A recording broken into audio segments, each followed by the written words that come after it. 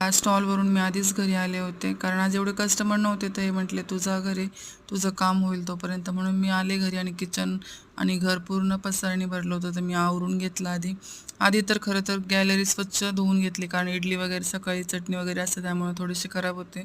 आणि मग झाडू मारला. किचन तर खूप जास्त भांड्यांनी भरलं होतं. भांडे वगैरे घासले, पण एवढं करता करता विसरून गेले. गाडी पण पॅक वगैरे करायची होती, तर मी पटकन आले. नाही येताना आईस्क्रीम घेऊन आले आणि गाडीवरती ठेवून दिली. ते खरं तर खूप चिडले होते, कारण सर्व त्यांनी एकट्यानेच पॅकिंग केले.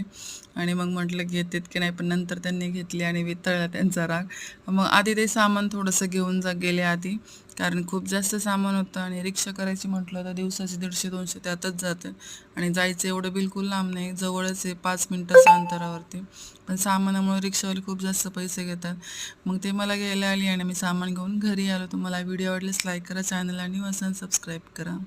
बाय.